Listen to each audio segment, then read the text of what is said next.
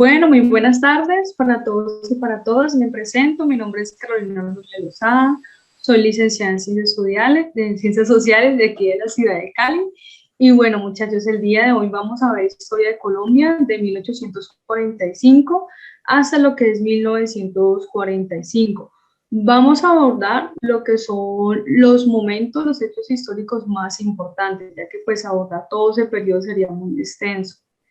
Entonces, bueno, chicos, voy a compartir pantalla, les voy a pedir que cualquier cosa pueden levantar la mano. Este es el periodo que vamos a abordar, de 1845 a 1945. Bueno, chicos, este periodo es conocido como el periodo de la modernización.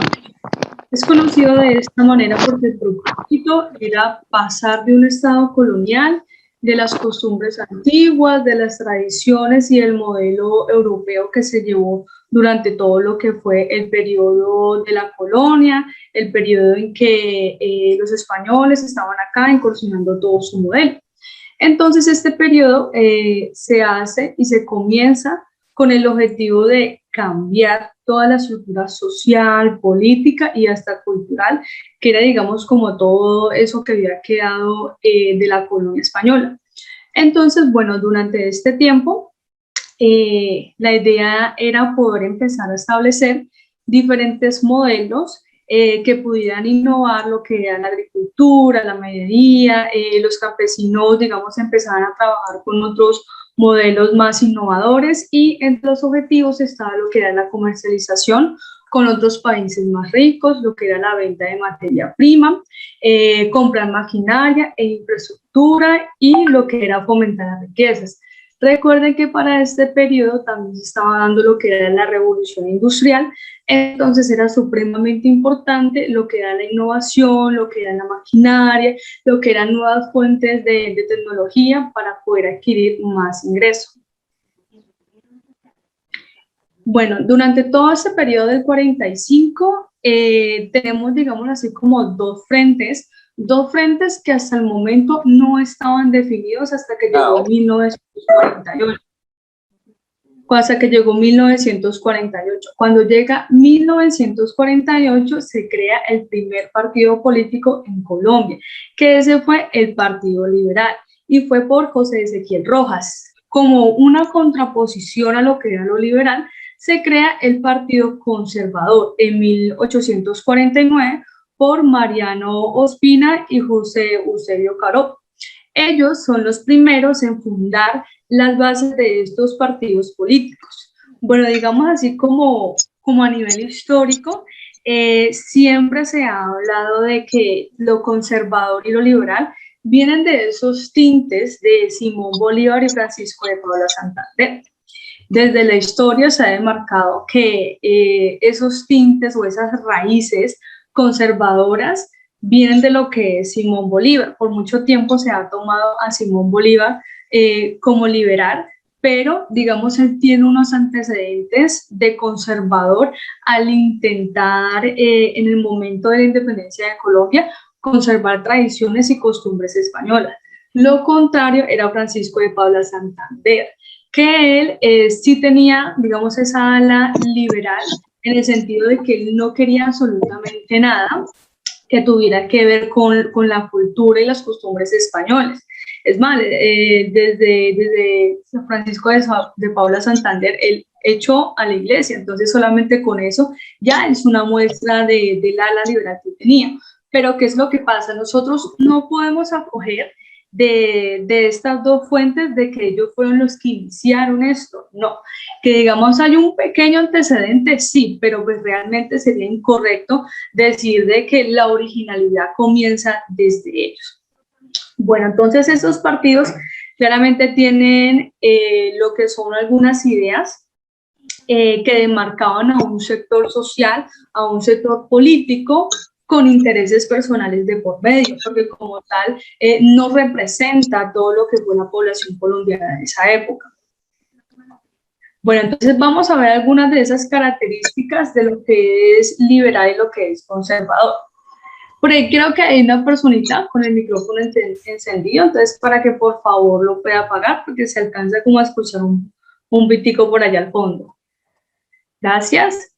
Bueno, entonces, desde la parte conservadora, ¿quiénes lo conformaron?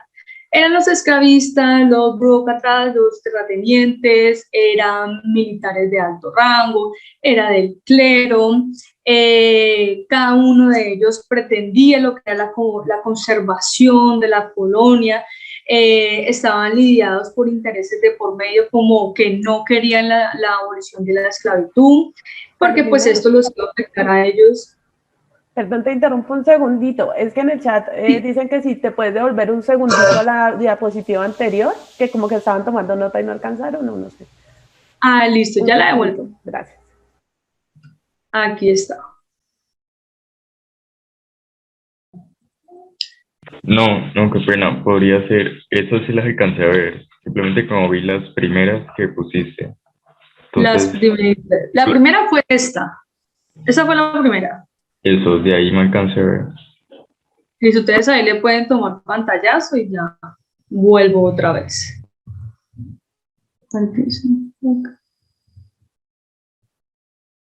Listo, gracias.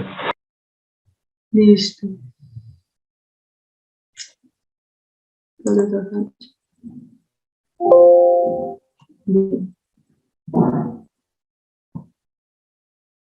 Bien, entonces, bueno, esta vez estábamos acá. Bien, entonces la abolición de la esclavitud, ellos no lo querían porque iba a afectar sus intereses económicos, ya que a ellos les iba a tocar hacer otro tipo de contratación, la cual pues les podría salir hasta un poco más costosa. Entonces, bueno, cada uno de ellos se agrupó con unas ideas, se agrupó por unos intereses de por medio que iban a ir en beneficio de cada uno de sus intereses. Digamos, esta parte de lo conservador era como digamos, por así decirlo, mitad o un poco menos de la mitad para ese tiempo. En cambio, en ese momento, recuerden que estamos hablando de 1850 alrededor, lo liberal sí representaba todo lo que eran los indígenas, los esclavos, los artesanos, los comerciantes. Ellos eran la expresión de transformar el país, de crear políticas, por así decirlo, de carácter social, entre comillas, con la idea de reformar y hacer que el país se pudiera abrir, digamos, como a un mercado mundial, creando pues leyes y libertades que pudieran acobijar a toda la población. Entonces, entre sus propuestas estaba lo que era la abolición de la esclavitud, la libertad absoluta de imprenta, de palabra, la libertad religiosa y lo que era la libertad de enseñanza. Bien, entonces estos eran los ideales liberales y los ideales conservadores. Ahora bien, ¿cuál fue una de las disputas más grandes que se generó para la época? Lo que fue la abolición de la esclavitud o en su momento como se conoció la ley de partos. Bien, cuando se dio el proceso de la independencia, recuerden que esto fueron 9 años, de 1810 a 1819. Durante ese tiempo, lo que fue Simón Bolívar y los otros padres de la independencia se dedicaron a ¿qué? A recolectar personas que se unieran a la campaña de independencia para poder derrotar a lo que era el gobierno, perdón, al ejército español. Entonces, una de las promesas que hizo Simón Bolívar a la población afro era concederles la libertad. Entonces, muchos afros participaron en la independencia con el deseo de ya ser libres y ya superar esto de la esclavitud. Pero, pues, ¿qué fue lo que pasó? Simón Bolívar no cumplió a cabalidad. Lo que se desarrolló fue la ley de partos. Entonces, ¿en qué consiste la ley de partos? La ley de parto se estableció en 1821, donde la idea era de que los hijos... Bueno, estoy en una clase de la historia de Colombia entre 1800... Pedro, porfa, recuerda que tienes ahí el micrófono encendido para que por favor lo apagues, gracias. Bueno, entonces la idea era de que los hijos de las mujeres negras que nacieran después de 1821, al cumplir 21 años, iban a ser libres. Y durante ese tiempo, lo que eran los esclavistas se debían de encargar de lo que es la educación, de lo que es el vestir y la alimentación de ellos. Obviamente esto no cubría los intereses personales de lo que eran los esclavistas. De un momento que por acá me están como hablando. Pero tranquilos, no hay problema. Pero sí recuerden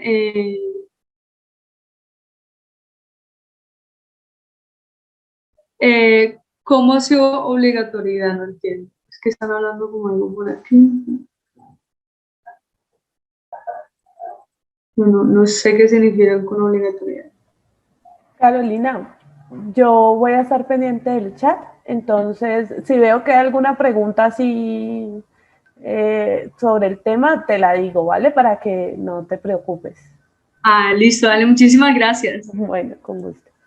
Bien, entonces, como les iba explicando, bien, entonces, la idea era como cumplirles de esta manera a los afros que habían participado en el proceso de independencia, cosa pues que no se cumplía a cabalidad al 100%, porque igual estos que sobrevivieron y que lucharon al proceso de independencia iban a seguir siendo esclavos. Entonces, aquí podemos ver cómo todavía se sigue preservando la esclavitud, sabiendo de que pues fue una promesa desde la independencia. Bien, entonces, bueno, ¿esto qué trajo? Obviamente esto trajo mucho disgusto y confrontación entre lo que eran los conservadores, los terratenientes y los esclavistas, porque esto los perjudicaba económicamente. Aparte de eso, iban a perder casi toda su mano de obra y tenían que empezar a crear y establecer unas pautas para que ellos, los hijos de los esclavos, pudieran pues estar bien.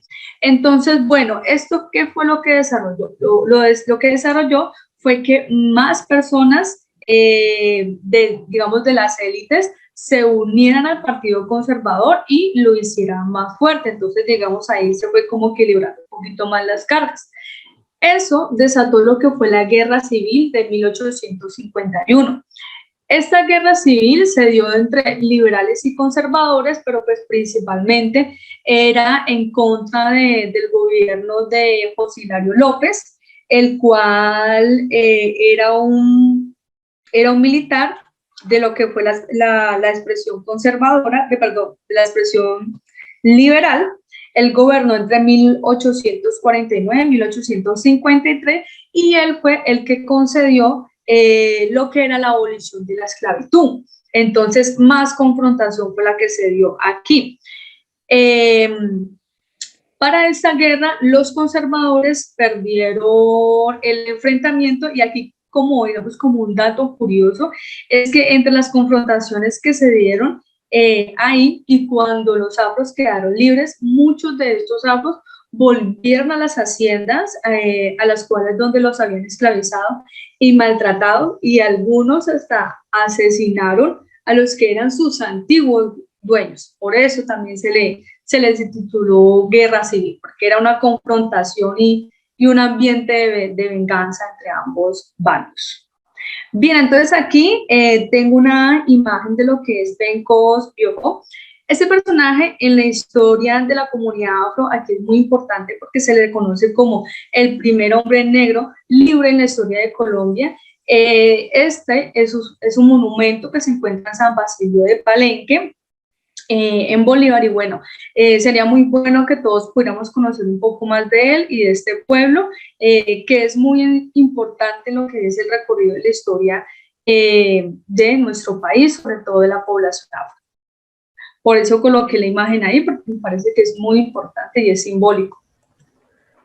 Claro, aquí hay unas preguntitas, no sé si quieres que las dejemos para lo último o te las voy haciendo a medida que las... Sí, mejor yo las veo para ir avanzando en eso. Ah, vale, listo. Entonces a lo último respondemos todas las preguntas. ¿Es eso? Digamos, no, la idea sería aquí... irla respondiendo. Ajá, irlo resolviendo. Ah, bueno, perfecto. Bien, entonces digamos aquí, estoy viendo unas preguntitas.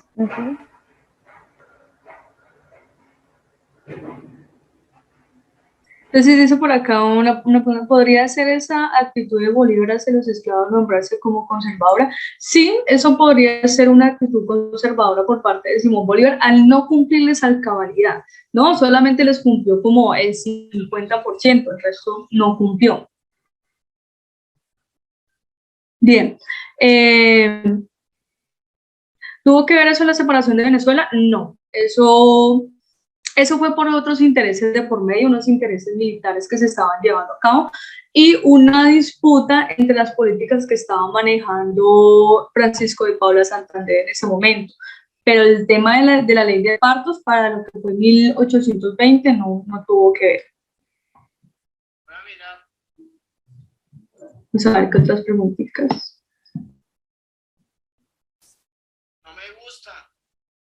A ver, pues Simón Bolívar. Bien, Simón Bolívar tenía, es que lo que pasa es que Simón Bolívar se le acoge más desde la parte conservadora porque él quería que algunas costumbres y tradiciones españolas se preservaran, como por ejemplo el tema de la iglesia. En cambio, Francisco de Paula Santander, no, él echó a los jesuitas de Colombia. Entonces, por esos detalles se le relaciona a Simón Bolívar con características conservadoras, más no en su totalidad como conservador, ni mucho menos como fundador del Partido Conservador, sino que son como esas características que digamos en la historia se le ha demarcado a cada uno de ellos. Sí, digamos lo del Canal de Panamá lo vamos a hablar más adelante. ¿Se podría decir que Simón Bolívar era bipartidista? Lo que pasa es que esos términos, pues para la época no se utilizaban, o sea, Simón Bolívar sí tenía un sueño, lo que pasa es que en medio de ese sueño, la conservación de algunas políticas como tradiciones y costumbres, para él era importante, pero pues la verdad yo no lo encasillaría como que era bipartidista. De pronto, no, de pronto digamos como esos rezagos de conservador, pero me parece que encasillarlo no estaría como bien. Bueno, entonces vamos a avanzar, chicos. Bueno, lo que es la Constitución de 1853. Bueno, esta Constitución se establece en lo que es la Nueva Granada. Recuerden que Colombia tuvo 5 nombres a lo que va de corrido de su historia. Antes de la Nueva Granada estaba la Gran Colombia, que terminó en 1831. Durante este tiempo se le llamó la Gran Colombia, era República de Colombia, sino que se le llamó la Gran Colombia para poderlo diferenciar de los otros nombres que tiene. Después de este ya viene lo que es la Nueva Granada y este nombre va hasta 1861. Bueno, durante esta constitución es netamente liberal. Ellos proponen lo que son medidas como el federalismo, la eliminación de la esclavitud, la extensión de lo que es el sufragio. Recuerden que el sufragio es el derecho al voto. Para los hombres mayores de 21 años se dio lo que fue el voto popular, se dio para poder elegir congresistas, gobernadores, magistrados, se estableció lo que era la libertad administrativa, la libertad religiosa, la separación de la iglesia con el Estado, que eso es fundamental para que un Estado pueda considerarse democrático.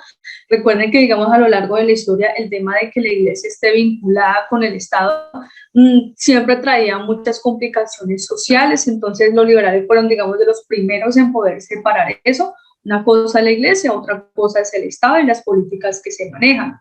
Se terminó lo que es la personalidad jurídica de la iglesia, de la toma de decisiones y la influencia que la iglesia podía tener sobre el Estado colombiano.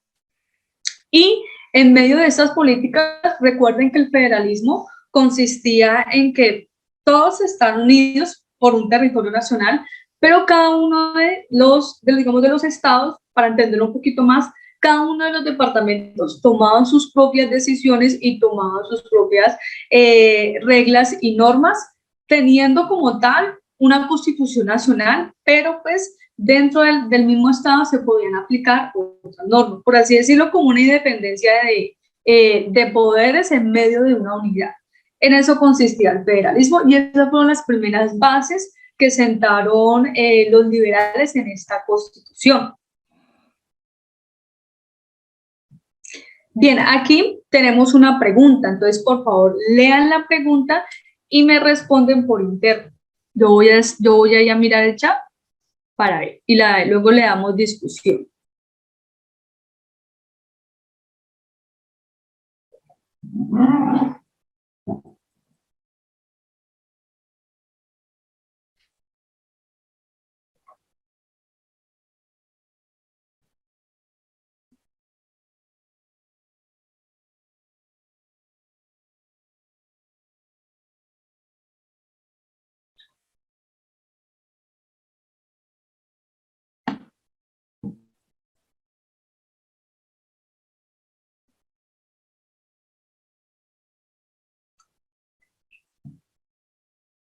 Bien, recuerden que la idea es que ustedes lean y respondan aproximadamente unos 3 minutos.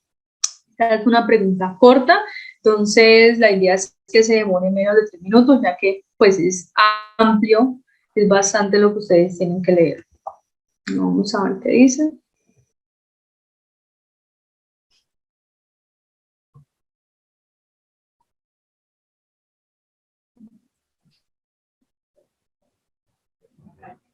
Bien. Listo, muy bien. Bueno, entonces, ¿qué tenemos aquí? Ya la mayoría ya veo que están respondiendo. Bueno, entonces se dice que la Constitución es la ley de leyes, fuente de toda jurisprudencia en un Estado de Derecho. Es por esta razón que cada una de las normas que se expiden deben ajustarse a los principios y mandatos constitucionales. En consonancia con lo anterior, una Constitución sirve principalmente para, bueno, tenemos una serie de preguntas, entonces cada vez que ustedes tengan esto, vayan descartando las que ustedes consideren que les hace falta algo o que no, o que definitivamente no son. Esa, digamos, es una de las estrategias. Entonces, bueno, aquí, ¿cómo podemos hacer? Por ejemplo, la ANA nos está diciendo, impartir justicia y orientar las acciones del Poder Ejecutivo en un Estado social de derecho como el colombiano. Eso tiene una parte, ¿verdad? B, facilitar la labor de los jueces al asumir la tarea de impartir justicia de manera parcial y oportuna. Bien, sí facilita la labor de los jueces para poder saber cómo manejarlos y dar su veredicto. C, garantizar la paz y la prosperidad de las naciones al expresar los acuerdos y los compromisos de cada ciudadano en sociedad. Bien, si lo abarcamos desde todas las naciones, sí, digamos, tiene su verdad, ya que, digamos, la pregunta como tal no la están cerrando solo en Colombia. La D me está diciendo establecer un orden jurídico y un marco normativo que limite el poder del Estado y establezca que es legal. Bien, entonces vamos a ir descartando. Cada una de ellas tiene un porcentaje de verdad, pero solamente una va a tener ese 100%. Entonces aquí vamos a descartar la B.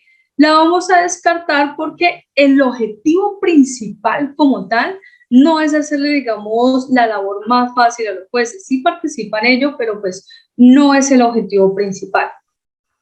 Impartir justicia, sí, desde lo que es los derechos y las leyes que maneja. Orientar las acciones del Poder Ejecutivo, también, en un Estado social de derecho, también cumple, pero digamos, falta como algo que me complemente un poco más eso. La C me está diciendo garantizar la paz, la prosperidad de la nación y establecer los acuerdos y los compromisos que cada ciudadano tiene. Entonces, el ciudadano tiene derechos y tiene leyes, también tienen su parte de verdad. Aquí la D me está diciendo establecer un orden jurídico y un marco normativo que limite el poder del Estado y establece qué es lo legal. Bien, recuerden que lo que es establecer un orden jurídico tiene que ver con lo que son leyes, normas, decretos, actos legislativos, derechos y deberes, me está cubriendo todo. Y un marco normativo que limite el poder del Estado, que es fundamental. Recuerde que se establecen las 3 ramas del poder, lo que son los organismos autónomos y de control, y establecer qué es legal y qué no es legal. De todas las que hay aquí, esta D es la única que, digamos, me cubre todo lo principal que lleva ese marco. Por lo tanto, la respuesta correcta es la D, y que en su mayoría contestó la D. Entonces, por ese lado, buenísimo, porque pues veo que vamos bien por ese lado. Entonces, como les digo, en este tipo de preguntas, todas pueden tener su parte de verdad.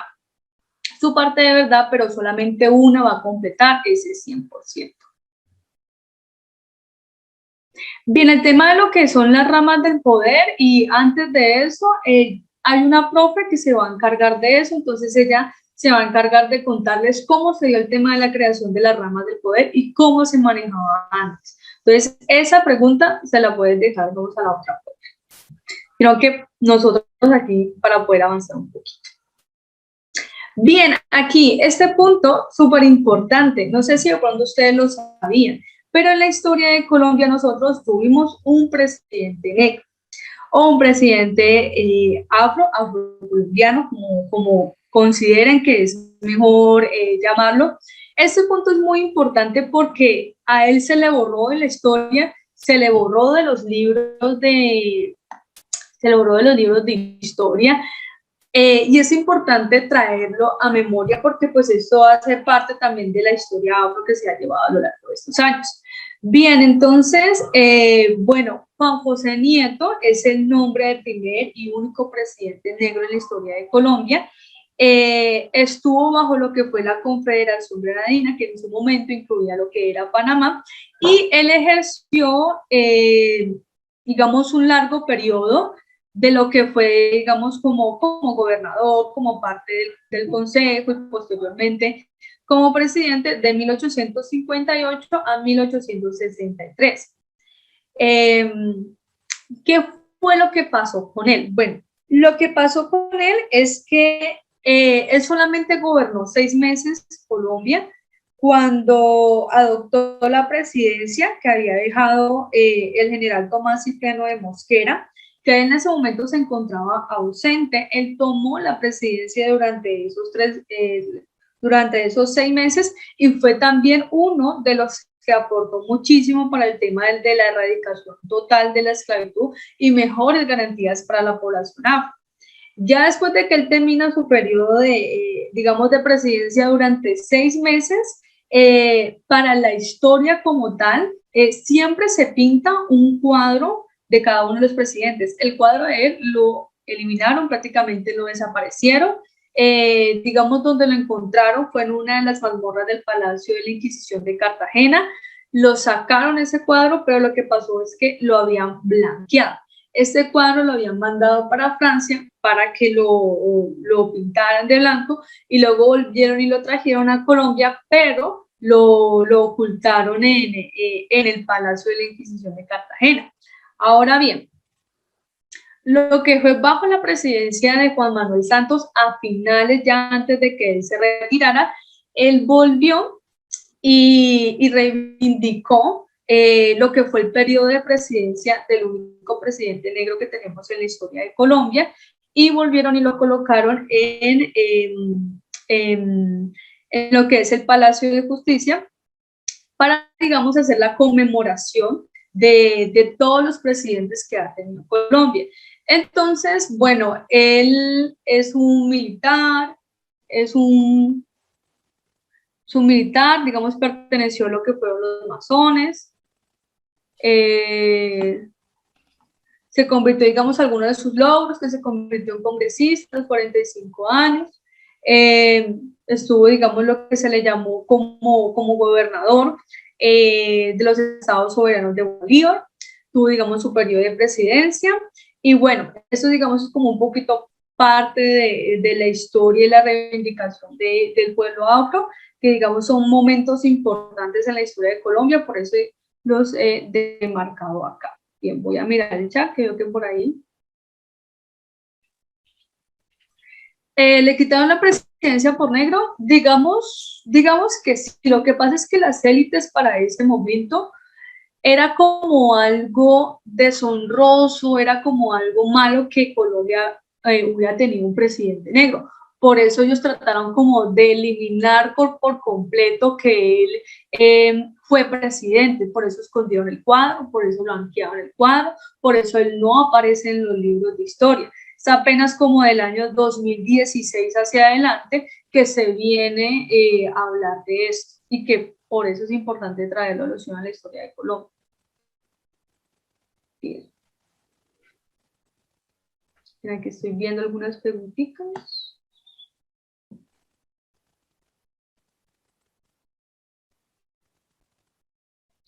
Bien, la Constitución te cubre dentro de lo que es el territorio colombiano, pero cuando tú sales del país ya te va a cubrir lo que es la Constitución de ese país. Sin embargo, recuerden que en cada uno de los países se manejan embajadas, entonces la embajada se va a encargar de reivindicar tus derechos dentro de ese territorio, pero sí tengan presente que se maneja la Constitución del territorio donde tú te encuentres, a menos de que tú ya tengas la nacionalidad, ¿no?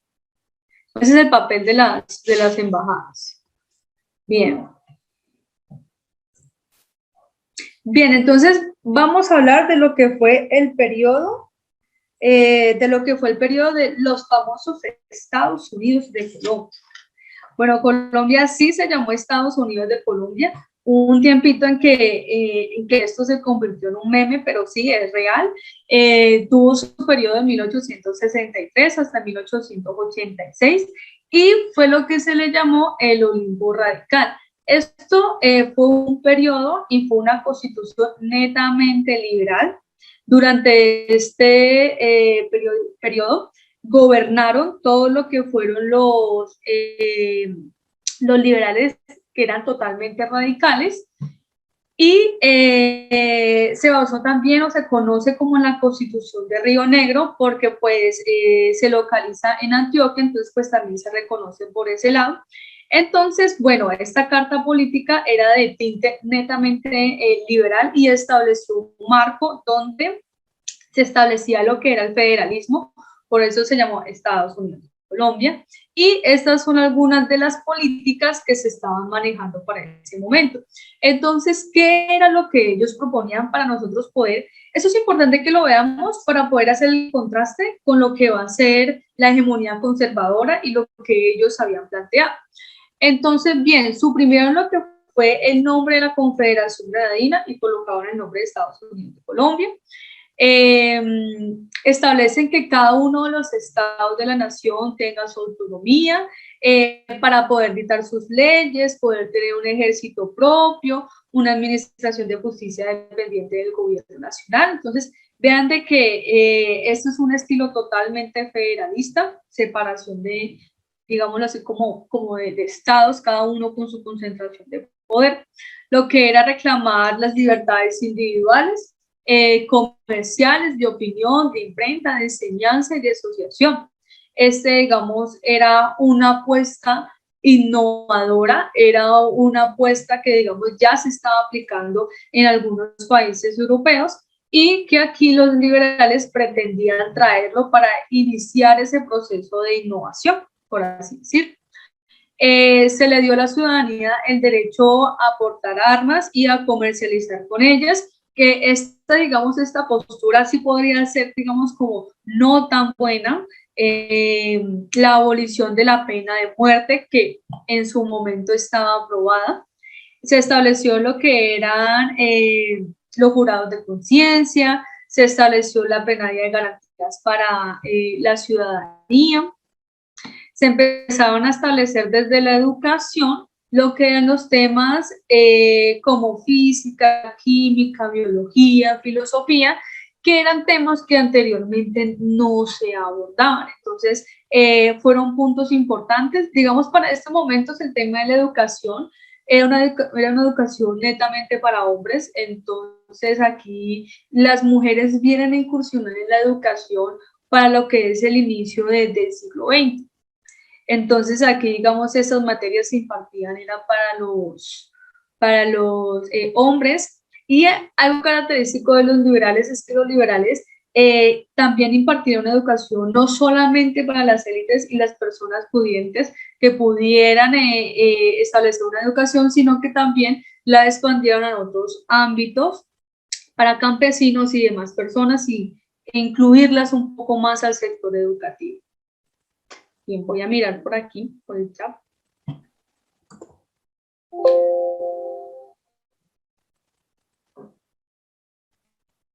Bien, bien, ok. Bien, por ahí tengo algunas preguntitas.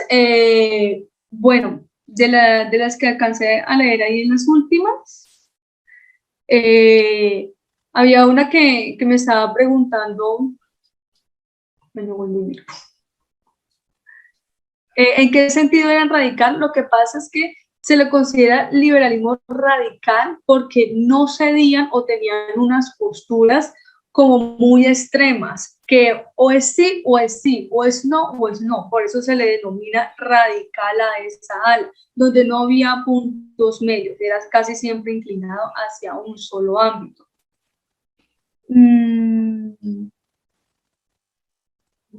¿En qué momento se fundó la policía? Primero se fundó el ejército. Y un ejército consolidado totalmente se dio después de la guerra de los tranvías. Creo que la policía creo que se está estableciendo, le voy a dar, digamos, como un mar, porque no lo tengo muy presente, como de 1920 hacia adelante, porque es que antes de eso ya había como una institución muy parecida a la policía, pero realmente en estos momentos no puedo darles una fecha exacta. Bien.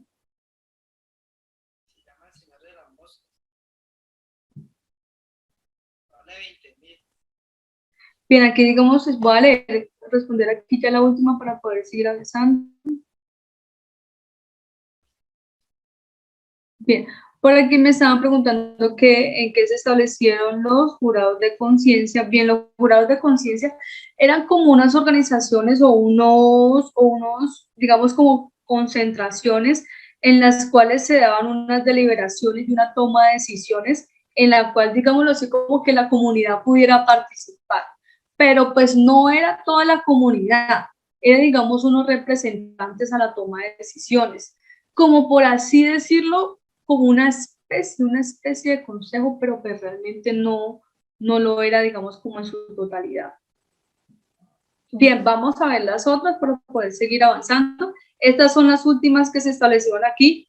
Vuelve y se establece lo que es la separación de la iglesia y el Estado, que eso era algo que ellos casi siempre establecieron.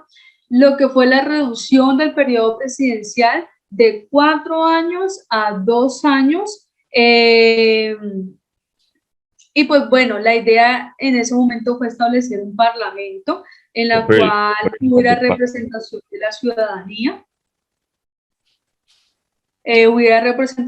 ciudadanía, y pues el Estado estaba enfocado en lo que era el trabajo, lo que era los recursos para la vigilancia, el orden político, las garantías de las libertades individuales. Entonces, bien, hasta aquí vemos lo que fue el Olimpo radical y lo que se estableció durante ese periodo. Ese fue el loguito que se utilizó para esos años. Y ahora tenemos una preguntita para que por favor la responda.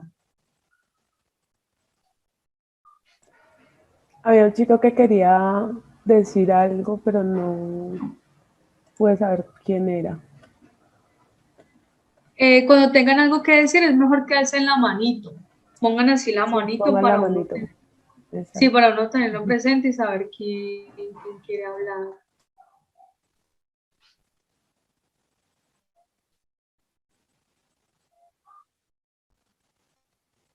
Que recuerden que pueden responder por interno.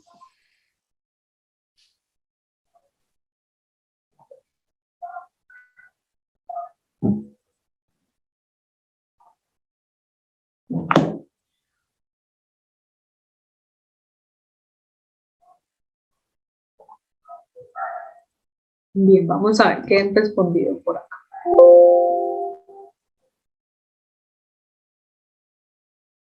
Bien, tenemos como una entre la C y la P. Me están respondiendo por acá. Sí. Bueno, entonces vamos a analizar lo que tenemos acá. Bien, entonces tenemos, lea la siguiente lista de problemas. 1. Escasez de recursos naturales no renovables. 2.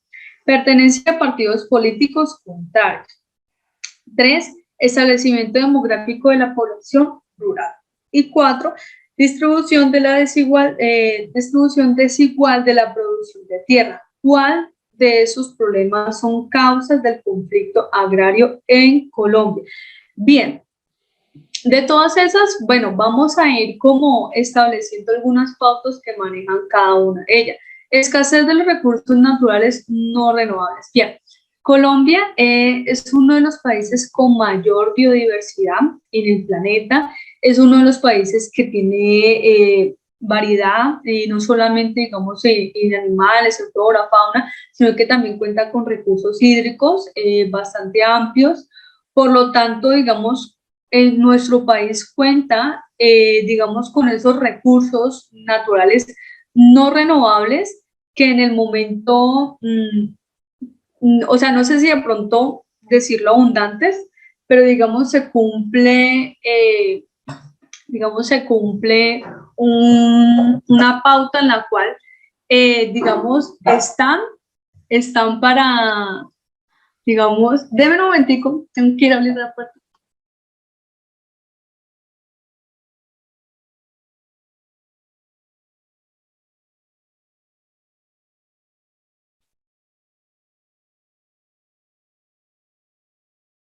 Listo, qué pena con ustedes, ya volví. Bien, entonces digamos Colombia cuenta con esos recursos que se van a acabar en algún momento, sí, sí se van a acabar. 2, pertenencia a lo que son los partidos políticos contrarios. Bien, esos partidos políticos desde lo largo de la historia de Colombia ha sido conservador y siempre ha sido liberal. Por muchísimos años estos dos partidos han pretendido adueñarse y apropiarse de grandes extensiones en las cuales ellos puedan utilizarlas para fines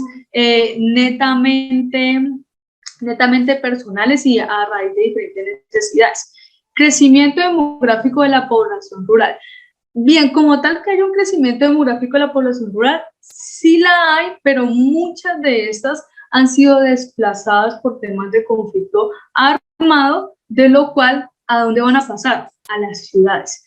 Y lo que es la distribución desigual de la propiedad de la tierra. Bien, de todas estas, de las que tenemos aquí, lo que es la distribución desigual de la propiedad de tierras es una de las que más cubre, o bueno, la que cubre todo este campo, porque muchas de estas tierras a lo largo de la historia de Colombia se han dado para intereses personales, para terratenientes, para, digamos, el sector de la minería, para tal cosa en la cual se pueda explotar.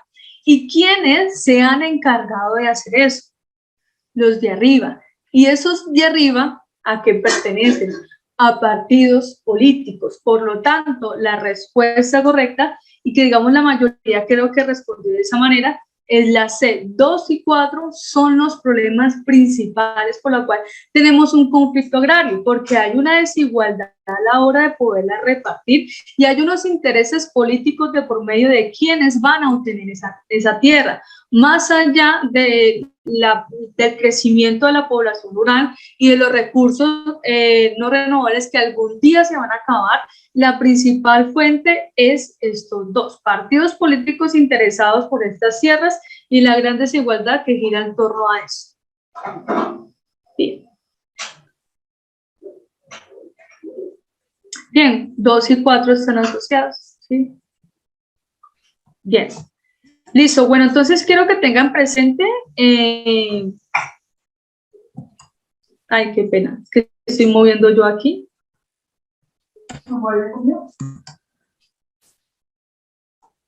Ya, entonces, bueno, quiero que tengan por favor presente la constitución que acabamos de ver, que fue lo que se estableció en el Olimpo Radical, y quiero que vean aquí lo que es la hegemonía conservadora, que es la constitución de los conservadores de 1886.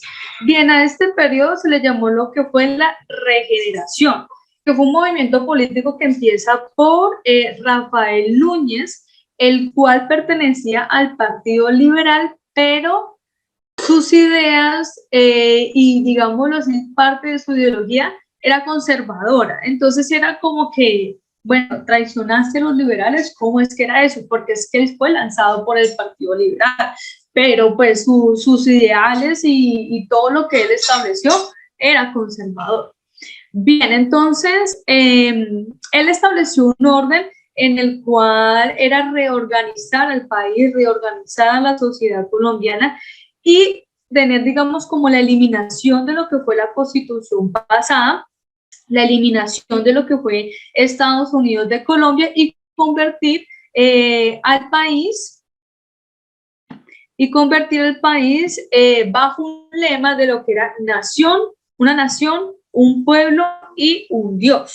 Ese, digamos, era el lema de esa constitución en la cual estaban acogidas lo que eran los conservadores y los liberales moderados que tenían inclinaciones conservadoras en oposición a lo que fueron los liberales radicales. Entonces todos ellos pues se encargaron de poder crear una constitución que estuviera un poco más regida a lo que era un Estado proteccionista. ¿Qué es el proteccionismo?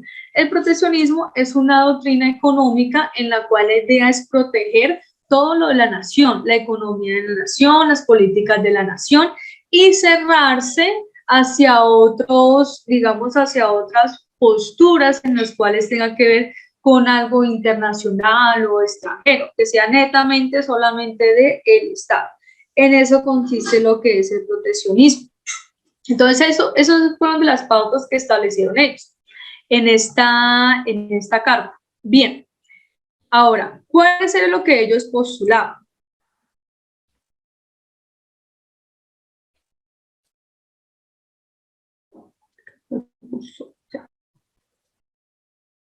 Que no me...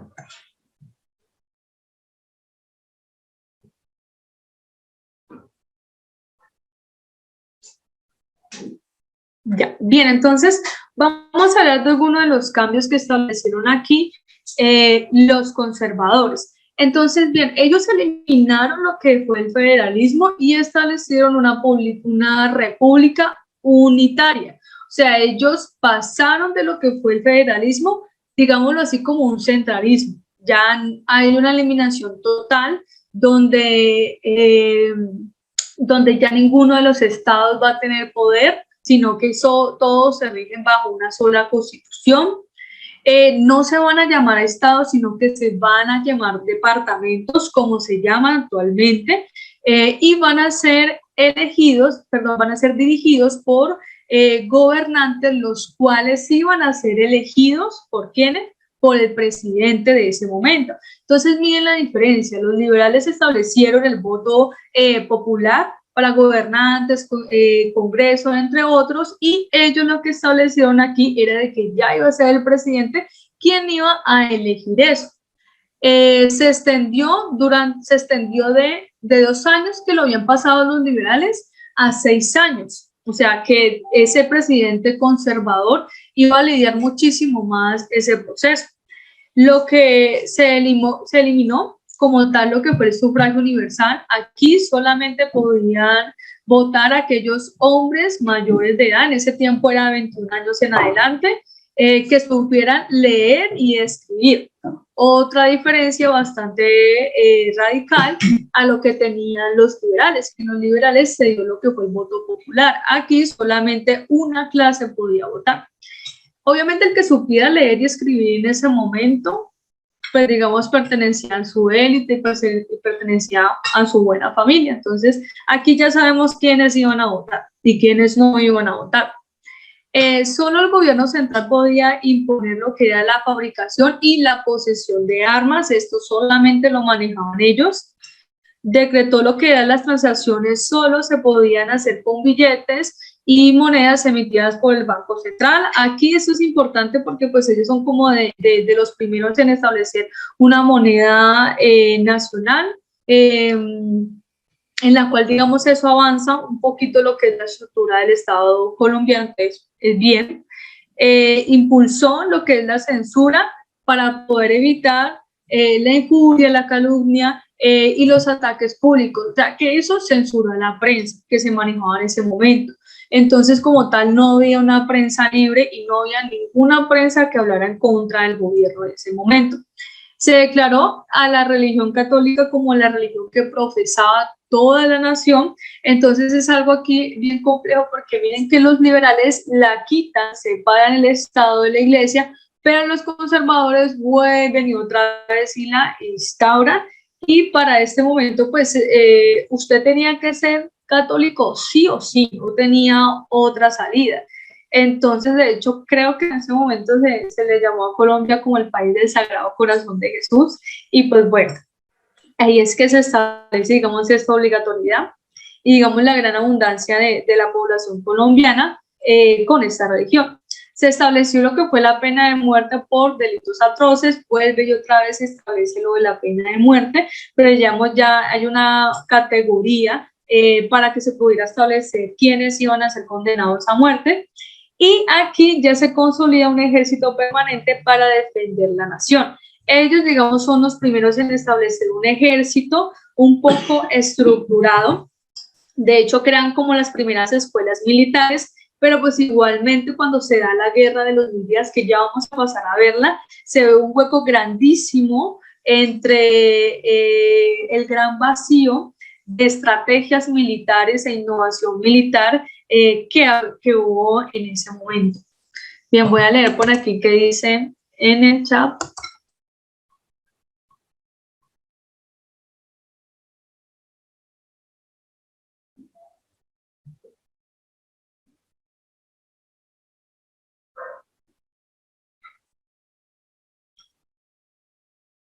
No, la guerra de los 1000 días todavía no había sucedido. Recuerden que esta constitución es de 1886.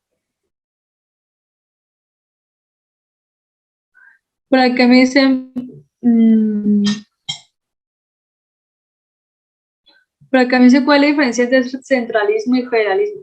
Lo que pasa es que en el federalismo, lo que son los estados del país tienen una independencia y una autonomía en cuanto a la toma de decisiones y las leyes que se vayan a crear.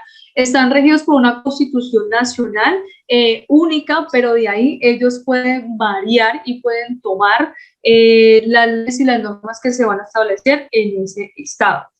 Ya en un centralismo es lo que nosotros somos ahora. Nos regimos todos por una misma constitución, todos con las mismas leyes y las mismas normas en todos los departamentos. Esa es la diferencia. ¿Qué podía pasar?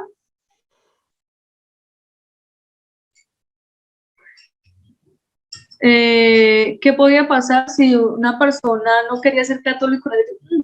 Bueno, es una pregunta un poquito complicada, porque es que era como, o eres conservador o eres liberal, no hay puntos medios.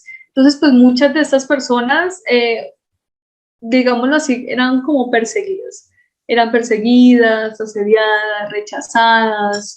Entonces era muy difícil la convivencia en ese momento. Entonces, pues muchos optaban por seguir la religión nomás. Carolina, bien. Ahí te iba a hacer un aporte, pues por si los chicos quieren ver, hay una película que se llama Cóndores no matan todos los días, creo que se llama así, que se la podrían ver y habla mucho sobre pues la problemática entre libertadores y liberales y conservadores, perdón, por si de pronto se la quieren ver. Ya, solamente eso quería decir. Sí, muy bien, muchísimas gracias. Es muy bueno el aporte que nos hace la compañera. De hecho, chicos, en YouTube hay muchas películas y muchos documentales que hablan sobre este tema, entonces no se queden solo con esto. También indaguen, investiguen, que eso los va a ayudar muchísimo a fortalecer en cuanto a la parte histórica de nuestro país, que es bastante amplia. Bien. Vamos a cambiar. Bien, ahora sí, vamos a hablar de qué fue lo que pasó en la guerra de los 1000 días y en qué consistió esta guerra. Bueno, la guerra de los 1000 días es conocida como uno de los conflictos más sangrientos y, digámoslo así, más oscuros que han habido en la historia de Colombia. Como tal, no fueron 1000 días, sino que fueron 1130 días. Lo que pasa es que suena muchísimo más atractivo y bonito decir la guerra de los 1000 días que pues llamarlo como todos los días que fueron. Entonces, bueno, esta guerra trajo lo que fue la devastación del Estado en la parte social, política, económica, que es uno de los más sangrientos de este periodo. Fueron como unas 10 tipos de guerras civiles las que se lidiaron entre liberales y conservadores. El estallido se da en lo que es el departamento de Santander, donde ya se toman las armas y se declara la guerra entre liberales y conservadores. Ahora bien, ¿qué fue lo que pasó y por qué se lidió esta guerra? Bien, en esta guerra lo que se le dio fueron las elecciones de 1800, las elecciones de 1800, lo que fueron, no, de 1994, 96 creo que fue, en las cuales se lanzó a la presidencia por parte del Partido Conservador Manuel Antonio San Clemente, y por el lado del Partido Liberal se lanzó Miguel Samper Agudelo. Bien, para lo que fue estas elecciones, digámoslo así, hubo como algo que los liberales no esperaban, y eran perderlas con el 15% de los votos. En contra, lo que fue el 78% de los votos, fue demasiado. Entonces, desde la parte conservadora, sacar el 78% de los votos para los liberales fue demasiado, y que los liberales solamente sacaban el 15% era como algo que pues ellos no esperaban, porque ellos pensaban de que el país era 50% liberal, 50% conservador, y que si ellos iban a perder, pues iban a perder por una diferencia mínima, pero no, perdieron por una diferencia bastante amplia. Entonces esto lo que provocó fue tensiones y provocó un enojo entre los liberales, y ellos que dijeron, no, pues nos robaron las elecciones. Entonces, como nos robaron las elecciones para lo que fue 1898, es ahí cuando ellos ya hacen el llamado a las armas y le declaran la guerra a los conservadores. Y es ahí cuando empieza este tema del estallido social. Bien, entonces este tema de lo que es el estallido social se convierte pues en una guerra civil donde ambas partes, tanto liberales y como conservadores, empuñan las armas, empiezan esta confrontación bélica, construye cada uno de los bandos un ejército que no estaba capacitado, un ejército que le faltaba estrategia militar, que le faltaba muchísimo de lo que compone a un ejército. Aparte de eso, muchos campesinos, afros, indígenas fueron incorporados a ambos ejércitos, hasta niños fueron incorporados a los ejércitos de manera obligatoria para que empuñaran las armas. Entonces, era una situación muy tensa la que se estaba lidiando. Muchas personas pelearon y lucharon en medio de esta guerra obligados para que se pudiera dar esto. Entonces, una de las guerras más tensas fue la que se vivió en Palo Negro, en Bucaramanga, porque durante lo que fue este periodo, prácticamente eran como si las calles estuvieran teñidas de sangre, muchos hombres morían totalmente desangrados, no había quien los atendieran, había mutilaciones, entre una cantidad de cosas, y durante, digamos, este momento no había como tal una ayuda idónea que se pudiera establecer. Entonces fueron muchas las violaciones que se dieron. Entonces, digamos, se habla de aquí de que fueron unas 4.300 bajas entre muertos, heridos de ambos bandos. Entonces, en medio de esta confrontación, como les decía, lo único que trajo fue la devastación total de lo que fue el Estado, Entonces aquí nos habla de que fueron 3 años de confrontación bélica que dejó la economía totalmente por el piso, una moneda totalmente desvalorizada. Algunos hablan de que fueron 80.000 muertos que se dieron en esta población. Hay otros que hablan acerca de que fueron como 4 millones de personas que sufrieron, que murieron. Todo lo que fue la infraestructura cayó en cenizas del Estado. Y claramente esto, no en su totalidad, pero sí tuvo también bastante influencia de lo que fue la pérdida de Panamá en colaboración con los Estados Unidos. Bien, voy a mirar qué dicen ustedes por acá.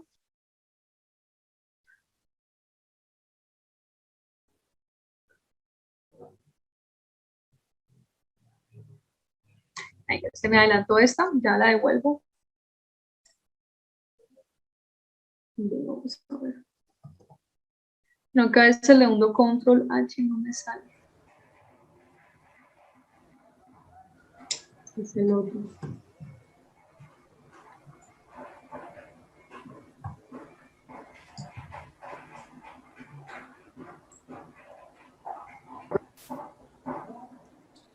Carolina, una pregunta. ¿Estas diapositivas las vamos a compartir a los chicos?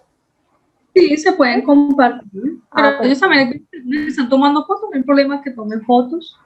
Bueno, porque es que estaban diciendo que si podíamos volver a la diapositiva anterior, pero pues para que estén como más tranquilos, que se las podamos compartir, se las subimos ahí. Sí, se pueden compartir. Pero recuerden que es de mi autoría. Bien, entonces, bien, por acá me están preguntando acerca de las guerrillas liberales. Pues muchachos, si nosotros hablamos de guerrillas en el periodo de lo que fue la guerra de los 2010, entonces también hay que hablar de guerrillas conservadoras. Como tal, la originalidad de las guerrillas liberales se da en lo que es el siglo XX, alrededor de los años 30, como las conocemos ahora y la historia que se ha llevado en ese recorrido. Pero pues en ambos bandos se dio una confrontación que también podríamos decir que son guerrillas, por así decirlo. Bien, el surgimiento de las guerrillas no es en la guerra de los 1000 días, eso se da en los años, eso se da durante el Frente Nacional, ya más constituidas como las conocemos ahora. Pero cuando hablen del Frente Nacional va a ser el otro profe que él esta mañana explicándoles esa clase.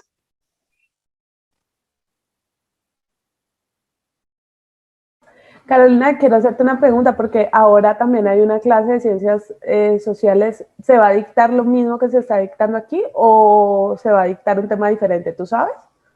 Es un tema diferente. Yo les explico. Lo que pasa es que esta clase que yo les estoy dando ahora era una clase que iba a ser mañana. Lo que pasa es que tuve un compromiso laboral, entonces me tocó que pasarla para hoy y el profe que estaba en esta clase la va a dar mañana. Entonces, la continuación de mi clase, que ya se va a hablar acerca sobre la muerte de Jorge Luis Gaitán, el Bogotazo, la va a dar el otro profe, pero mañana. Entonces veo aquí algunas preguntas que son de ese tiempo, pero ya ese profe se las va a dar. Ahorita creo que se va a manejar todo lo que es el componente de constitución. Por eso les decía que las preguntas de constitución se lo podían hacer al otro profe. Entonces ahorita empieza otro. Sí, perfecto. Esa clase es a las 4 de la tarde, chicos y chicas, para que lo sepan, ¿vale? Sí, ahorita, sí. La Guerra de los 1000 días empieza en 1898. No, perdón, fueron 3 años. En el 99, 1899. Lo que pasa es que la guerra la empiezan a declarar desde 1898. Bien, entonces, aquí, esto aquí, lo de que involucra a Panamá con el tema de Estados Unidos, ya vamos a hablar de eso porque ese punto también es importante. Vamos a ver esta preguntita.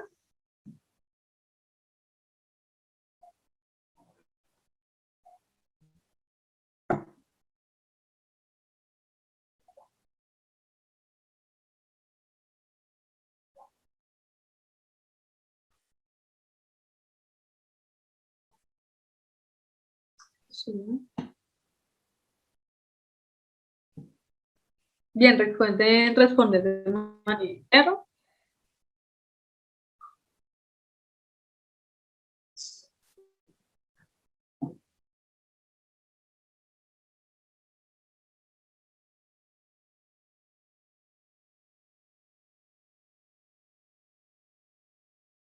Bien, voy a mirar el chat, veo bastantes respuestas. Sí, casi todos dicen que la A, uno dijo que la B y otro dijo que la D, pero de resto todos han dicho que la A.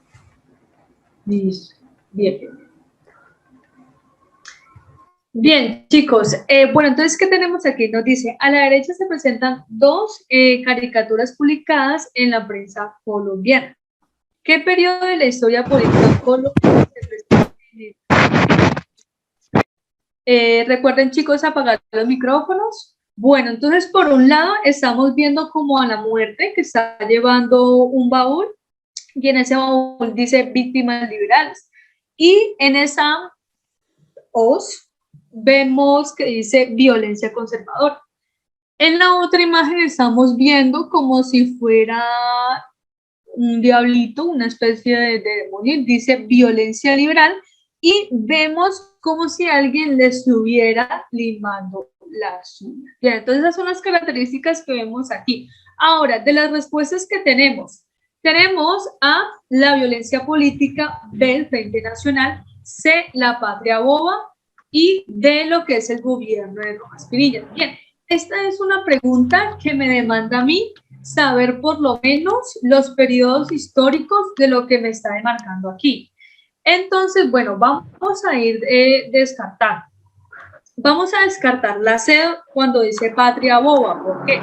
Porque recuerden que el periodo de la patria boba se da después del grito de independencia. La patria boba empieza como en 1813-14. Durante ese periodo, recuerden que hubo una variedad de presidentes los cuales no sabían cómo manejar el Estado colombiano ni qué políticas iba a establecer, si iba a ser federalista y centralista, no se sabía. Entonces a ese periodo se le llamó la patria boba, porque justamente ese periodo permitió la llegada de lo que fue el régimen, del terror, que fue precisamente la llegada de más batallones españoles. Entonces esta la descarto porque, digamos, de periodo de tiempo no me da. Lo que es el gobierno de Rojas Pinilla, vamos a descartarla también, porque recuerden que el periodo de Rojas Pinilla, que es hasta ahora lo que se conoce como la dictadura de Colombia, la dictadura militar que ha tenido Colombia, fue entre los años 50 y empieza desde lo que es el 52 hasta el 57. Entonces, durante este periodo, como se le conoce dictadura militar, aquí no entra. Me quedo con la A y me quedo con la D. Lo que es la violencia política, recuerden que todo este tema de la violencia política se ha liado a raíz de ¿qué? De dos partidos, liberales y conservadores. Y la B me está diciendo Frente Nacional. Recuerden que el Frente Nacional inicia después de la dictadura de Rojas Pinilla. Pero ahora bien, ¿y la violencia política no empezó antes de Rojas Pinilla? Claro que sí, empezó desde muchísimos años antes. Recuerden, o sea, de evidencia tenemos lo que acabamos de ver, la guerra de los 1000 días. Eso es violencia política. Por lo tanto, la respuesta correcta, y lo voy a subrayar aquí, es la A. Esa es la respuesta. En el Frente Nacional también hay violencia política, pero sus antecedentes son más antiguos. Por ende, la respuesta es la A. Aquí. Bien. Bien, voy a mirar aquí que veo que también hay preguntitas, entonces voy a mirar. ¿Qué han dicho?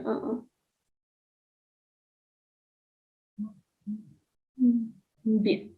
Bueno, entonces ahora sí, vamos a hablar de este tema de lo que es la separación de Panamá y Colombia. Bueno, hablar de este tema, se mueven muchas pasiones de por medio, porque siempre se habla de que Panamá era de Colombia, que los estadounidenses no la quitaron, pero pues bueno, vamos a ver qué fue lo que pasó. Panamá declara su independencia en 1821. La declara y frente al sueño que tenía Simón Bolívar de prácticamente hacer, como por así decirlo, toda una nación totalmente independiente, convertir, digamos, como una especie de Gran Colombia, por así decirlo. Panamá fue uno de los países que se anexó, digamos, como en unión a lo que en su momento fue Ecuador, junto con Venezuela. Bueno, se unieron para poder construir, digamos, como una idea, una nación. Pero ¿qué fue lo que pasó? A lo largo del tiempo, como Colombia estuvo entre liberal, conservador, centralista, federalista, Panamá siempre atribuyó más hacia el lado de las ideas liberales. ¿Por qué? Porque como establecían el federalismo, para Panamá era muchísimo mejor poder establecer y estar en un gobierno federalista para ellos poder tomar sus propias decisiones frente a lo que iba a demarcar su territorio. Entonces ahí tenemos un antecedente de que Panamá era más hacia el ala federalista. Entonces aquí ya tenemos un antecedente. Ahora bien, ¿cuál es la importancia de Panamá? Recuerden que Panamá tiene lo que es el Canal de Panamá, la construcción del Canal de Panamá que conecta aquí los dos océanos, que facilita todo lo que es el recorrido de los barcos, de no pasar por todo el continente, sino de pasar por la mitad. Ahora bien, para este tiempo, para finales de lo que fue el siglo XIX, Estados Unidos había empezado lo que era su expansión por el Caribe y eliminando a potencias como lo que fue España e Inglaterra de lo que era el territorio americano, latinoamericano. Entonces él empezó un programa de expansión, lo cual era poder establecer unas bases en cada uno de los países. Ya que digamos en este tiempo, la importancia era de que Estados Unidos pudiera tener una parte del canal antes que los franceses. Bueno, ¿qué tienen que ver aquí los franceses? Bueno, lo que se lidia aquí es quién va a construir el canal de Panamá. O los franceses, que ya habían establecido el canal del Suez, o los estadounidenses, que pues eran americanos. Bien, en medio de todo eso, cada una de las partes propuso algo. Algo consistía en cuánto territorio se iban a llevar, cuánto iba a ser inversión, cuánto se iba a ganar cada uno de ellos. Entonces, Francia propuso algo, Estados Unidos también propuso algo. Entonces, para Estados Unidos era sumamente fundamental poder tener el lugar del Canal de Panamá, porque esto iba a desarrollar todo lo que era su capitalismo norteamericano y poder unificar de una sola vez lo que era el Atlántico y el Pacífico, y también poder establecer su dominio sobre la parte latinoamericana, especialmente lo que es esta parte central. Bien, entonces, aquí entre las propuestas, digamos, Estados Unidos lo que establecía era de que rodeado lo que era lo que es el Canal de Panamá, que se establecieran 5 kilómetros a cada lado. Entonces ese cada lado cubría lo que era el lago, lo que era el puerto, lo que era el río. Entonces abarcaba muchísimo. En cambio, lo que proponían los franceses era solamente que se abarcara 200 metros a las orillas. Era muchísimo menos que lo que proponía Estados Unidos. Ahora bien, hablando un poquito acerca de lo de las ganancias, entre las ganancias, ambas partes iban, digamos, como a invertir, digámoslo así, como casi lo mismo, pero por un lado le salía a Colombia muchísimo mejor la inversión con los franceses, pero aquí en medio de estos acuerdos hubo como un malentendido, porque el embajador de Colombia, el secretario de Estado de Colombia, firma un acuerdo con los estadounidenses, que creo que ese acuerdo se llamó Herrera-Ay, creo que se llamaba así, Herrera-Ay, y se supone que el acuerdo se iba a hacer con Estados Unidos, pero el Senado de Colombia lo tumbó. Entonces aquí hay como malos entendidos aquí entre estos dos, y en cambio el Senado lo que quería era poder establecer el acuerdo con los franceses. Entonces, al darse esto, en medio de, digamos, como de esa disputa, ¿qué empezó a hacer Estados Unidos? Estados Unidos empezó como, por así como por debajito de cuerda, a influenciar a los políticos panameños con las ideas separatistas, que ya Panamá ya tenía. ¿Por qué? Porque recuerden que Panamá tiraba más hacia una ala federalista. Entonces, con esto fue que para el 13 de noviembre de 1903, Panamá declara su independencia. Por eso hay una influencia de Estados Unidos. Entonces, ¿qué es lo que pasa? Como Colombia acaba de pasar por la guerra de los 1000 días, entonces en medio de esta guerra Colombia estaba mal, o sea, política, económicamente, no había ejército, toda la estructura del Estado estaba mal. Entonces, ¿qué hace Estados Unidos? No, pues ya declararon su independencia, empieza a armar barcos y buques y militares. ¿Para qué? Para que en tal caso de que Colombia quisiera atacar a Panamá, pues ya había un frente estadounidense defendiendo a los panameños. Entonces, esa es, digamos, esa disputa que se ocasiona con el tema de la pérdida de Panamá. Ahí ya no había nada que hacer, ya el Estado colombiano, no, definitivamente no se puede hacer nada. Ya para lo que es 1914, se firma lo que es el Tratado Thomson-Urrutia, donde Estados Unidos indemnizó a Colombia con 25 millones de dólares por lo que había provocado o había influenciado la separación de Panamá. Entonces, ahí la influencia de Estados Unidos en la separación de Panamá. Bueno, por aquí Fabio nos da su aporte sobre los yanquis imperialistas. Y bueno, entonces... Bien, entonces, sí. Bien, entonces hasta ahí queda lo que es el Canal de Panamá. Aquí, digamos, terminamos, por así decirlo, lo que abarcó lo que es el siglo XIX, de cada uno de los hechos importantes que se tienen aquí. Y ahora vamos a, digámoslo así, como dar un saltico de un hecho importante que es lo que se dio y se desarrolló en la masacre de Las Banderas. Bien, voy a mirar por aquí. Tenemos una preguntita. Bien, por acá hay una persona que me pregunta, ¿fue más adelante el intervencionismo de Estados Unidos? El intervencionismo de Estados Unidos en Colombia casi siempre ha estado. De hecho, Estados Unidos ha estado haciendo intervenciones en muchos países de Latinoamérica. O sea, solamente con el tema de establecer una economía capitalista ya hay una intervención. Entonces, pues, siempre ha estado ahí. Es más, hay un antecedente histórico que de hecho fue un memazo, creo que en el 2019 o en el 2020, donde que supuestamente los padres de la independencia habían ayudado a la independencia de Colombia. Por ahí lo dijeron. Pero no, eso no es cierto en su totalidad.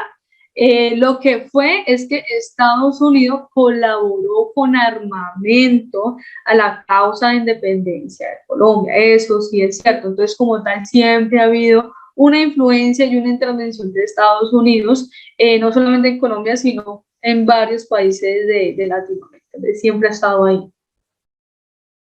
Bien, entonces, bueno, este hecho es lo que se desarrolló en la masacre de Las Bananeras.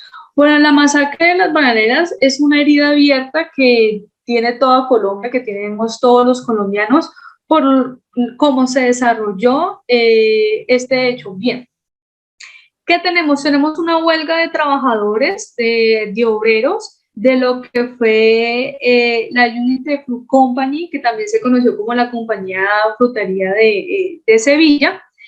Y durante esto, los trabajadores estaban pidiendo ellos ya llevaban como un poco más de un mes de paro. Ellos lo que estaban pidiendo era de que se les brindara mejores garantías laborales y salariales, la cual la compañía hizo caso omiso totalmente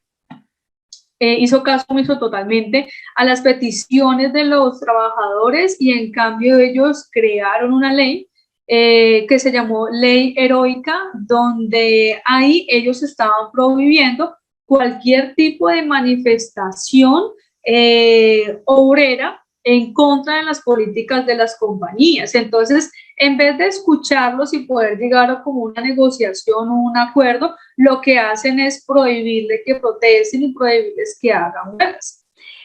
En medio de todo eso, los periódicos de esa época lo que dictaban y escribían era de lo que se estaba dando una oleada comunista en esa zona, de que los organizadores de la huelga eran unos comunistas rebeldes que querían traer la pobreza y demás cosas en contra de la protesta que se estaban haciendo.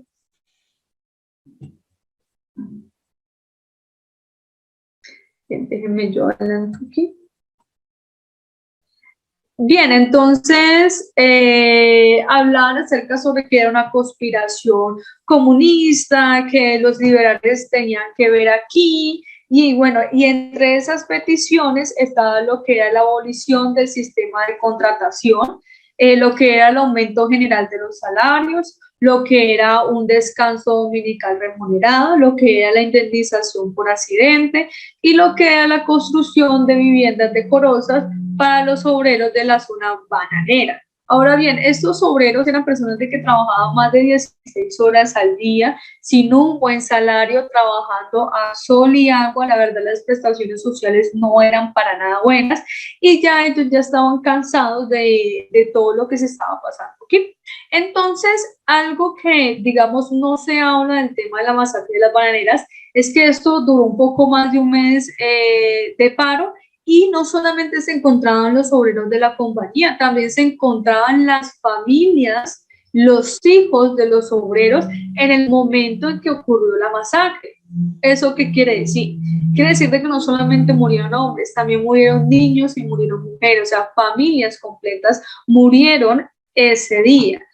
Entonces, a eso se le cataloga y se le establece como una masacre. Igualmente, más de 3 personas puede establecer esto como masacre.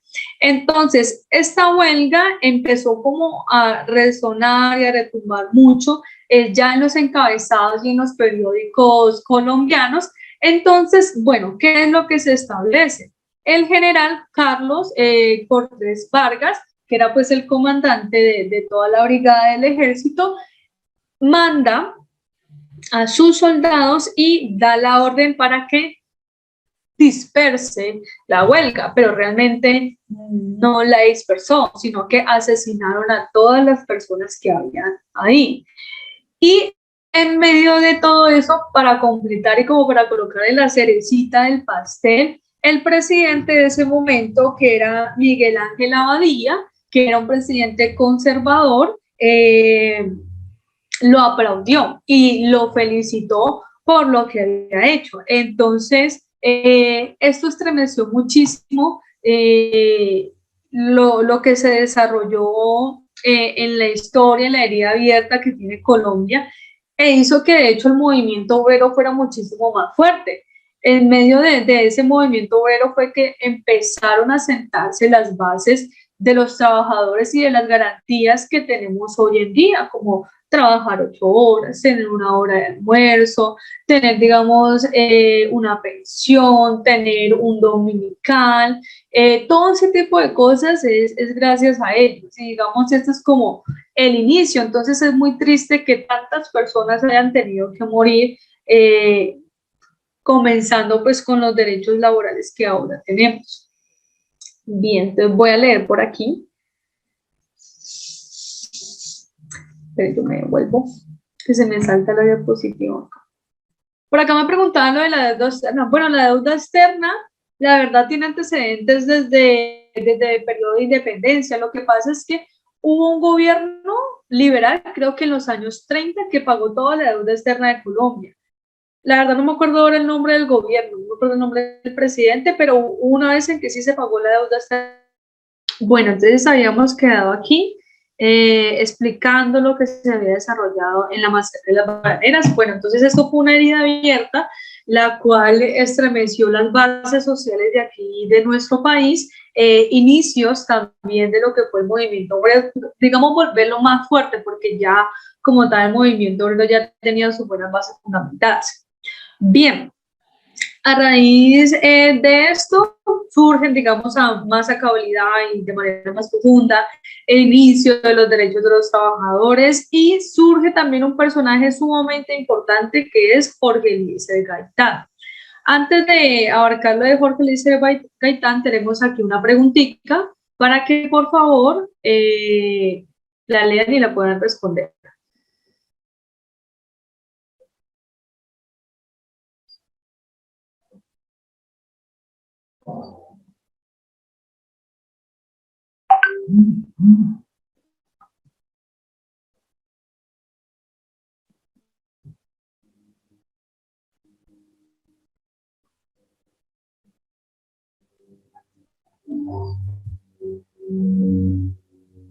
Recuerden que pueden responder por interno.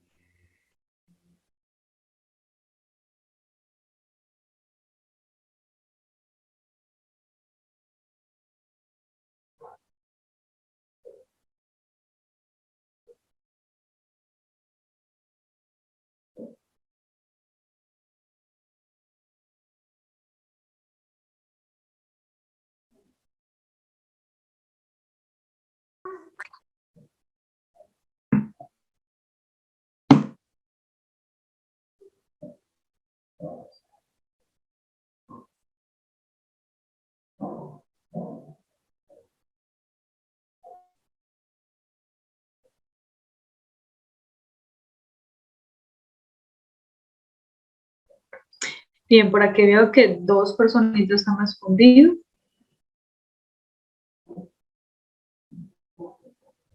Bien, ya cada vez más están respondiendo. Por acá tenemos una respuesta C. Muy bien, bueno, entonces vamos a entrar a analizar, por cuestiones de tiempo vamos a hacerlo de una vez.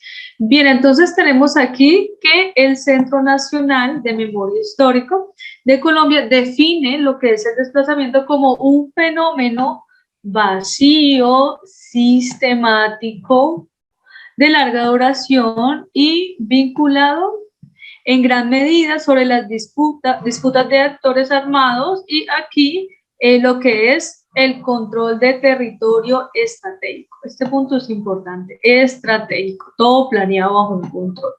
Bien, entonces, ¿por qué el desplazamiento forzado permite comprender características propias del conflicto armado colombiano? Esa es la pregunta que nos hacen, entonces tenemos que evidenciar las características propias del conflicto armado en Colombia. Bien, entonces, cada una de esas preguntas, como ya les había dicho anteriormente, tiene su porcentaje de verdad. Lo que tenemos es poder escoger cuál es la pregunta que me compone todo. Bien, entonces vamos a ir a ordenar. Porque el desplazamiento forzado es un fenómeno social de larga duración. Esto es cierto, un fenómeno social que puede ser de larga duración, que solo se presenta en Colombia. Esto sí no es de todo completo. Ese tema del desplazamiento forzado también se ha presentado en otros países, por lo tanto, esto ya me invita a descartar la A. Vamos a ver la D, porque el desplazamiento forzado permite identificar las zonas históricamente controladas por un único actor armado. Bien, esto tiene, digamos, su parte de verdad, pero recordemos que aquí en Colombia no solamente algunas zonas estaban disputadas por un actor armado, de hecho hay territorios que se lo estaban disputando diferentes actores armados, más de una guerrilla, más de un paramilitar, las AUC, entre otros grupos paramilitares. Entonces aquí, digamos, esta como que le hace falta un poco. Bien, entonces dice por acá la C, porque el desplazamiento forzado permite determinar el efecto directo del conflicto armado sobre la población urbana. ¿Será que exactamente es urbana? ¿Dónde específicamente es que se lide el conflicto armado?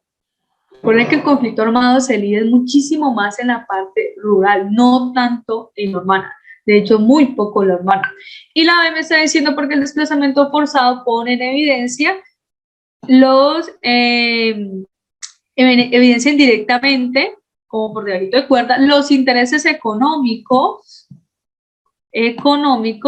de actores del conflicto. Y si yo me voy para la pregunta que me está diciendo aquí, control de territorios estratégicos, y eso que tiene que ver con todo lo que es la parte económica del Estado, grandes terratenientes, el tema de los hidrocarburos, de la minería ilegal, todo eso tiene que ver con el tema de la tierra. Aparte de eso, el tema de la siembra ilegal, coca, marihuana. Entonces, por ende, y aquí la respuesta correcta es la B. Vas aceptada con la 1 y esta yo la descarto porque aquí el conflicto armado se vive más desde lo rural.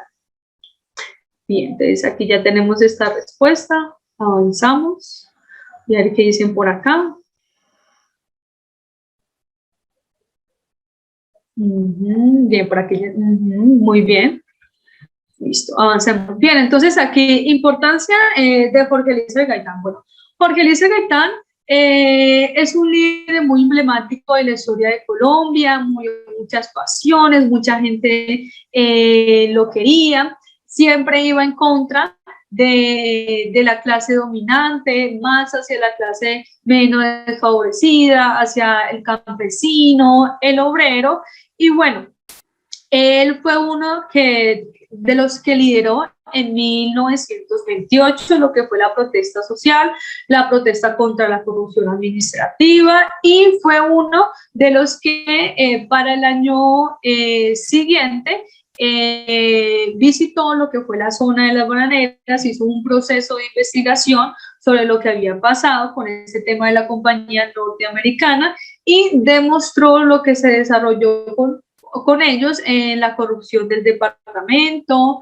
demostró que los trabajadores, ninguno tenía, digamos, un motivo para ir en contra de los dueños de la compañía, porque es que eso era algo que también se habían inventado, no les había dicho este dato.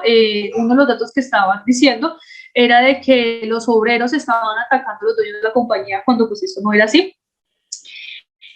Y comprobó de que definitivamente pues la huelga era en contra de la represión, de las políticas que manejaba la compañía, y aquí él perpetró que definitivamente se había sido un genocidio, donde gran parte del número de los trabajadores habían sido asesinados por balas oficiales. Por lo tanto, da como determinación total de que la masacre fue perpetrada por el ejército.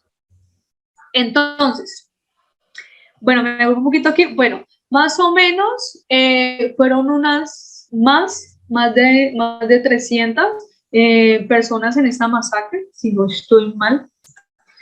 Y bueno, a raíz de esto y de la gran movida que él tiene frente a lo que fue la masacre de las bananeras y la gran cantidad de personas que empezaron a apoyarlo por lo que él había hecho, él decide como tal formar un movimiento a nivel nacional junto con su compañero Carlos Arango Vélez, y conforman lo que es la Unión Nacional de Izquierda Revolucionaria, que se conoció como la UNIR. Entonces, ellos crean este partido diferente a lo que es el marco del bipartidismo, entre lo que es diferente a liberal y conservador, porque es que recuerden que en la historia de lo liberal fue cambiando muchísimo su mirada, fue cambiando su mirada digamos, de ayudar en el marco de lo social a un marco más elitista. Entonces aquí definitivamente fue dejando a un lado que a los campesinos, los obreros, sino fue inclinándose más hacia la élite. Entonces él crea, digamos, este partido político para poder unir a la clase media, a la clase de los campesinos, a los artesanos, a diferentes personas que definitivamente no se sentían identificadas ni con lo conservador ni con lo liberal. Él establece este partido como líder.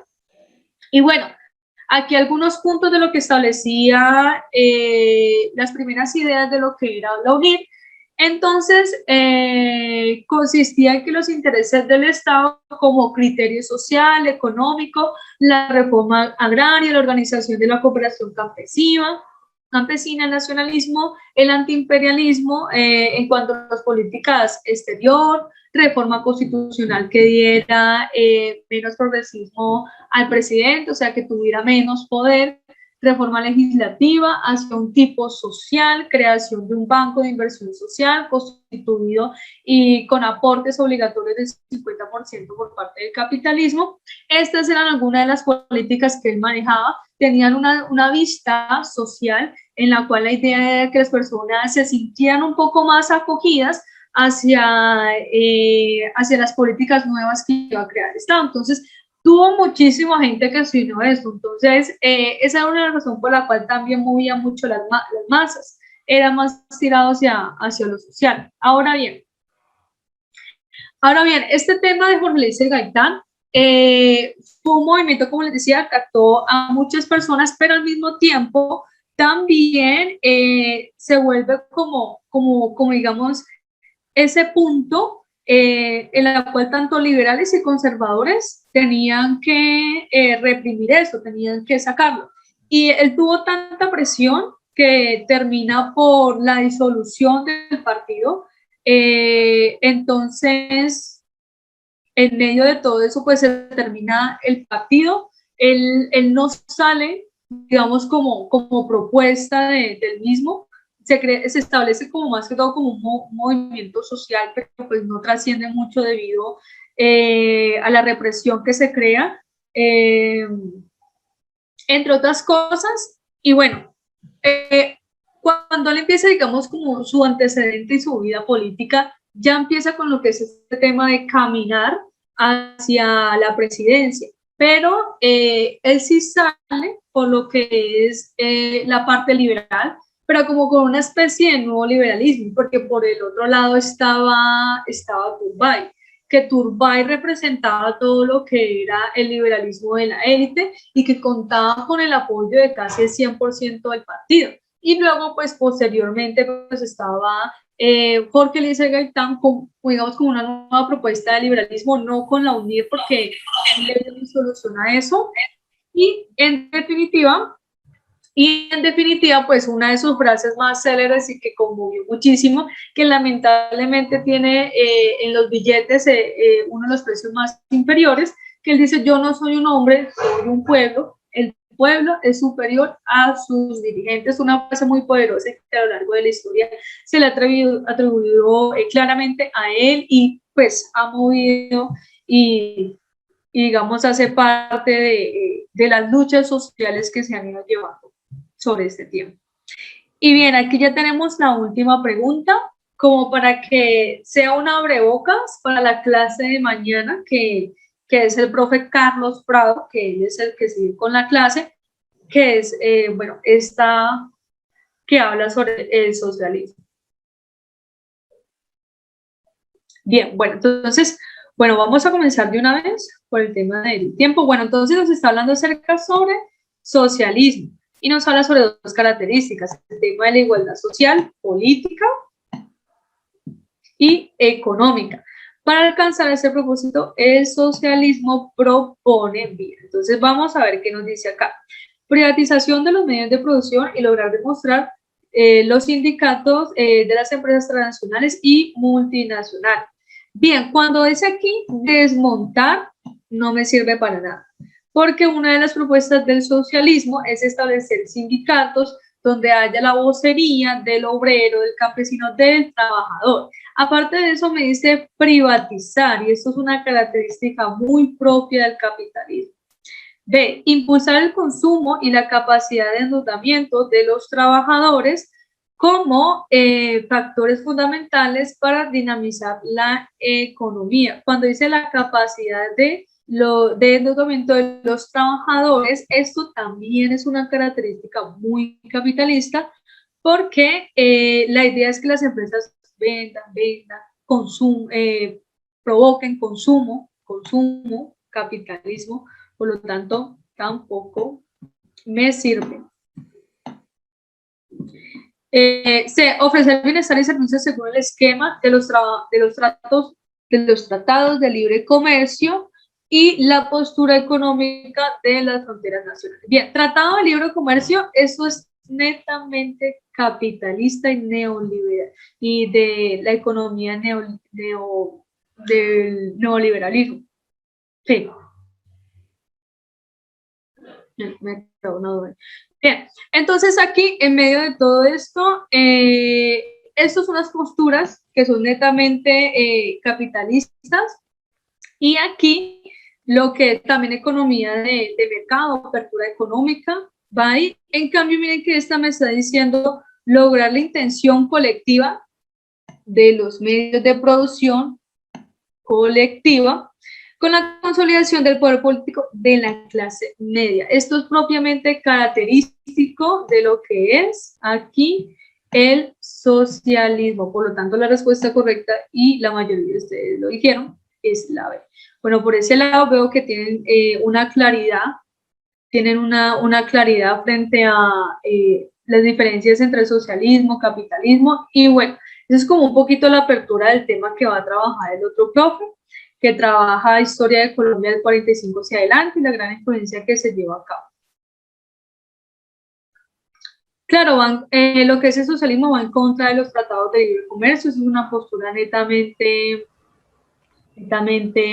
capitalista. Espero les haya gustado la clase y les sirva muchísimo para sus pruebas.